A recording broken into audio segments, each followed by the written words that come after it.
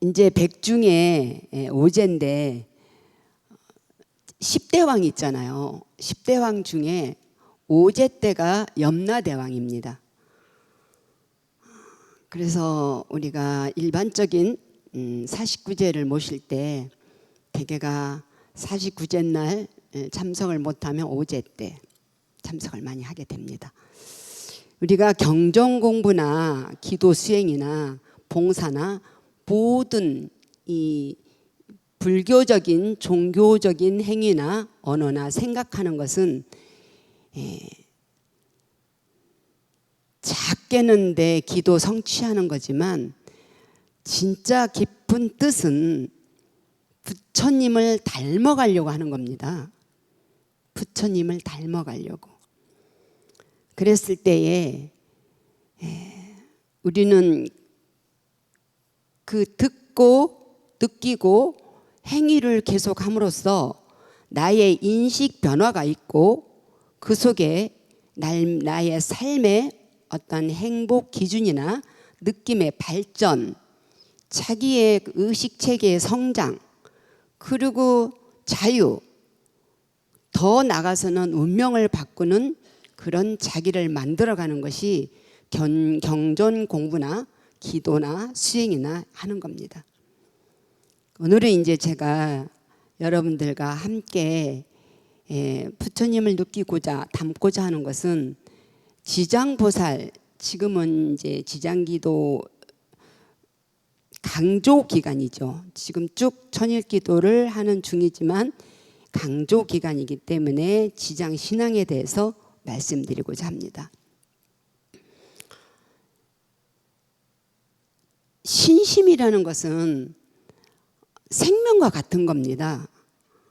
그래서 신심이라는 것은 정말 향심이고 신심이고 그 내가 하고자 하는 의욕이고 굉장히 중요하기 때문에 신심은 생명과 같고, 기도라는 것은 여러분들이 샤머니즘적으로 하는 게 아니라 순수하고 정직해야 됩니다. 순수하고 정직하면 안 되는 것이 없습니다. 그리고 수행이라는 것은 우리가 자기를 직면하는 거예요. 자기를 만나는 거, 자기를 직면하는 거. 거의가 자기 분석하는 걸 싫어하는 것은 자기 마음에 안 들어하는 자기가 많으니까 자기를 직면하고 깊이 들어가면 굉장히 그 자기만이 느낄 수 있는 그런 의식 체계에 의식 핵에 고요가 있습니다. 이런 차원에서 봤을 때 오늘은 지장신앙에 대해서 말씀을 드리고 싶습니다. 지장보살은 그 쉽게 얘기하면 뭐 지옥고 중생들을 구제해내는 분이다라고 하는데 그 경전이 두껍게 있습니다. 그래서 경전에 대한 말씀과 거기에 등장되는 부처님 그리고 보살들 그리고 찬탄 이렇게 쭉 드라마식으로 돼 있어요. 제가 입제서부터 해양까지 그 품수를 나누어서 여러분들과 지장보살에 대한 거를 나누고 싶었는데 그럴 시간이 많지가 않고 기회가 주어지지 않더라고요. 오늘은 쭉쭉쭉 엮어서 해드리겠습니다.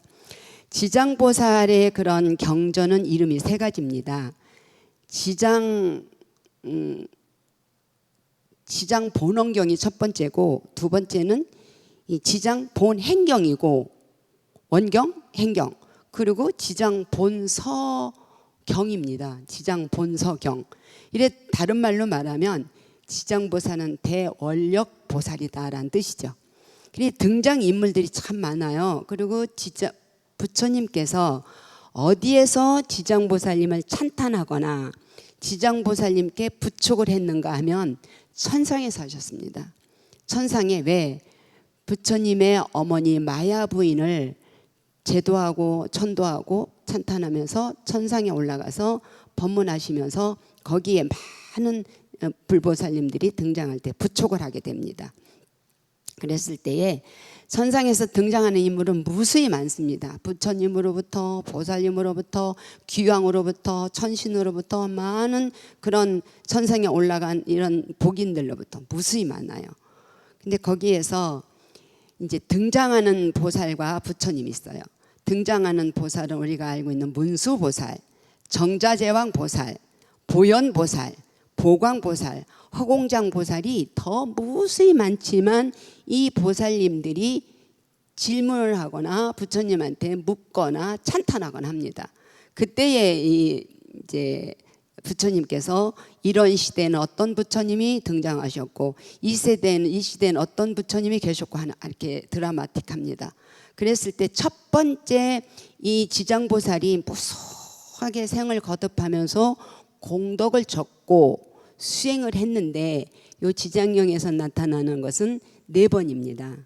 4번으로서 첫 번째 이제 그 지장보살님이 전생에 좋은 공덕을 진 내용이 사자분신 구족 만행 열애 부처님이 계실 때에 장자의 큰 그 아주 부호갓집의 아들로 태어난 아주 건장한 그런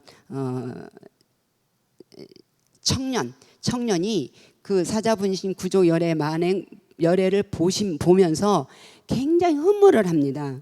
그러니까 우리는 우리 부처님 닮아가려고 귀도 이렇게 귀걸이를 길게 하고 손도 아주 손가락이 길고 혀도 광장. 부처님의 그 32종 80종호의 그 상을 닮아가려고 하잖아요. 부처님의 아름다운 모습을 흠모를 했을 때에 어떻게 하면 저도 부처님같이 될 수 있습니까? 라고 할 때 부처님이 그러셨습니다. 사자분신 구족열애라는 분이 이제 서가모니 부처님이 말씀하시는 거예요. 그 나를 위해서 기도를 하거나 사찰을 위해서 기도를 하거나 무슨 나라를 위해서 기도하는 것도 좋은데 가장 좋은 것은 험한 곳에 있는 아주 애달프고 험한 곳에 있는 지옥 중생들을 구제하고자 하는 원력을 세우면 나같이 되느니라 라고 했어요. 그랬을 때 원력을 세웠어요. 이 장자의 아들이 나도 그렇게 되리라 해서 원력을 한번 세우면서 태어나셨고, 그 다음에 각화정자 제왕 열애가 계셨을 때는 여자로 태어납니다. 바라문녀, 바라문 집안에 태어나는 바라문녀로 태어나서 효성이 다 경전에 거의 비슷한데 아주 효녀로 태어나서 어머니에 대해서 굉장히 그 어머니를 구제하고자 어머니가 어떻게 태어났나라는 애달픈 그것을 그 부처님께 간절하게 할 때 가피를 잊습니다. 거기서 어떤 가피? 명운 가피는 우리가 모를 때에 부처님 가피를 얻는 것이고 현훈 또 몽중 가피는 바로 드러나는 거죠. 허공에서의 공청을 듣고 다음 생에 이렇게 어머니가 태어날 것이고 그때에 너무나 이 환희심을 내면서 나는 다음 생에 태어난다면 정말 지옥고 중생들을 구제하리라라는 원력을 세우죠. 세 번째 서가모니 부처님이 출가하기 전에 그때 이제 마야 부인이 출연해서 묻습니다. 어떻게 해서 지장보살님은 이렇게 여러 보살님들이 계신 데서도 부처님이 찬탄하시고 여러 불보살님들이 어떻게 수행을 하셨느냐 어떻게 해서 그러냐 묻습니까? 라고 마야 부인이 얘기하죠. 그때에 중생구제의 원력으로 부처님이 찬탄하시는 거예요. 중생구제의 원력을 세운 그 원으로다가 이 지장보살님은 다른 보살과 다르다라고 합니다. 네 번째가 이제 청정연화목 열애가 그때는 이제 전번에 한번 했습니다. 진짜 또 광목녀라고 그 부잣집에 아주 이제 정경 부인 같은 그런 부잣집의 딸로 태어났는데 똑같이 어머니가 아주 사악했고 사도를 믿었고 너무나도 업을 많이 져서 지옥에 빠졌다는 거죠. 그 지옥의 이름이 쫙 나오는 데는 말할 수가 없습니다.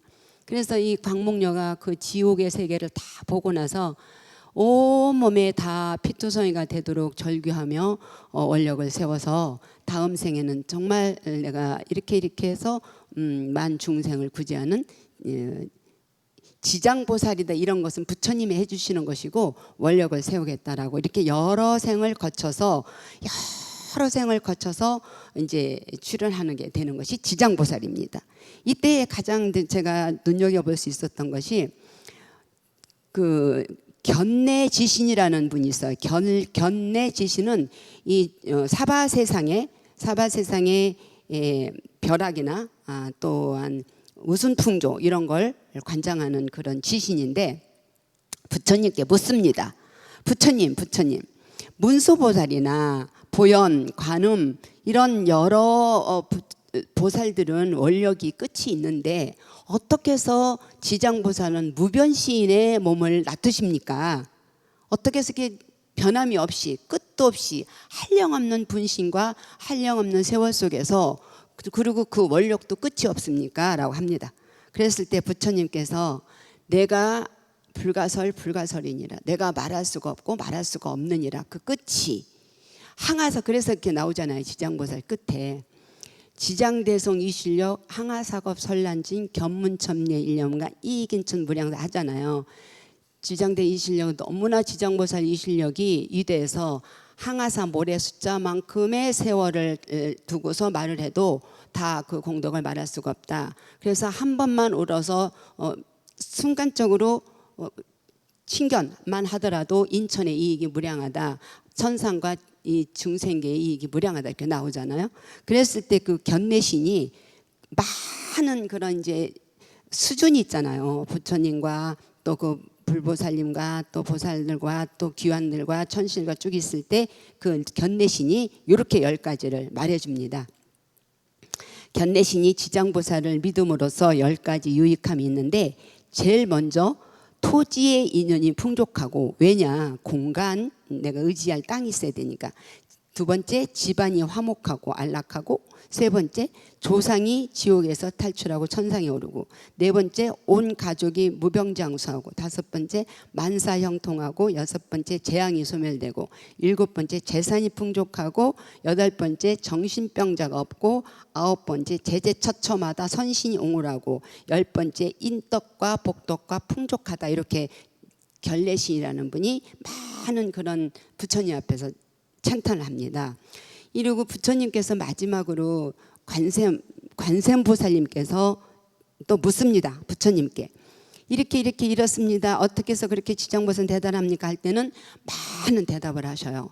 저기 개송까지 다 하셔요. 그러면서 28가지의 공덕이 있다 합니다. 28가지는 여러분들이 이루고자 하는 거는 다 들어있습니다. 그 속에 이루고자 하는 건 다 들어있어요. 마지막에 28번째 가서는 뭐냐면 필경에는 성불을 하느니라.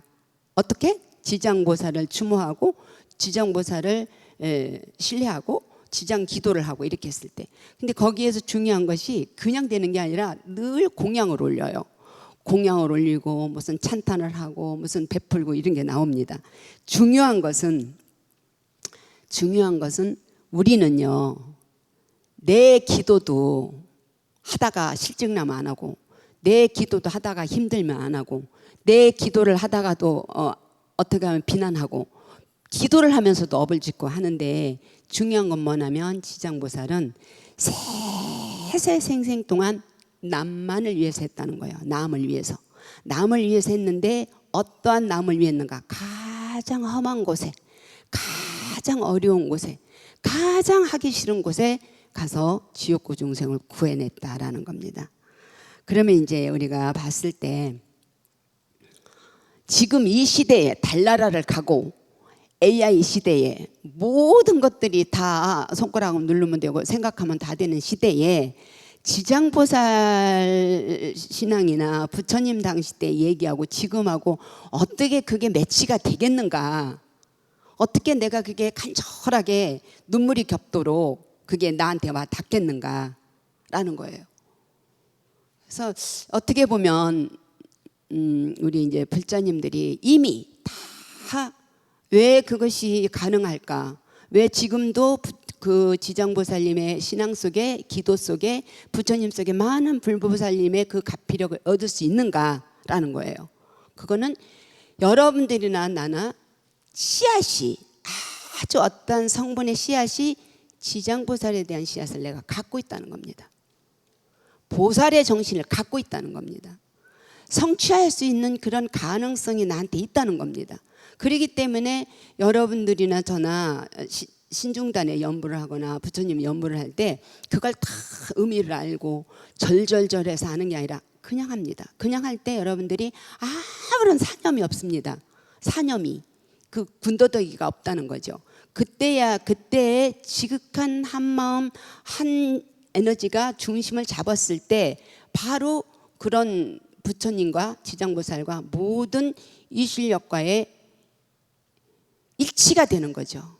그래서 천백억화신의 그 해로에 하나가 되면 안 이루어지는 게 없죠. 그래서 봤을 때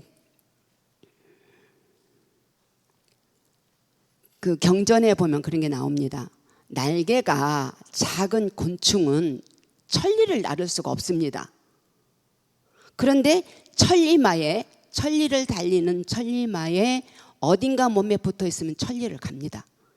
또한 풀줄기가 혼자서 올라갈 수가 없습니다. 그러나 곧은 소나무를 의지하면 올라갈 수 있습니다. 그래서 우리가 스스로가 내 업화량을 또한 나의 업식을 또한 나의 운명을 바꾸기는 어렵습니다.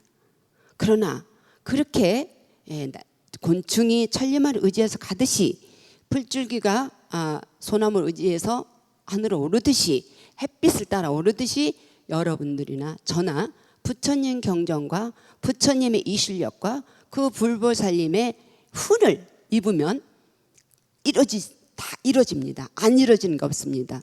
소원은 말할 것도 없고 내 업이 바뀌기 때문에 금생에 성불도 할 수 있고요. 금생에 성현도 될 수 있고요. 금생에 굉장히 내가 참 이 세상에 이렇게 왔구나라는 환희를 느낄 수 있는 것이 충분히 있는 것이 종교고 이 부처님 법입니다. 그래서 마무리를 딱 짓자면 죄는 쉽게 짓습니다. 어떻게 죄를 쉽게 짓는가? 나도 모르게 구업을 짓습니다. 그냥 비난으로. 그래서 구업을 지면 그 구업이라는 것은 혀 밑에 도끼가 있고 구업이라는 것은 이 몸에서 나오는 자기의 마음자리의 표현이기 때문에 업을 많이 짓게 됩니다.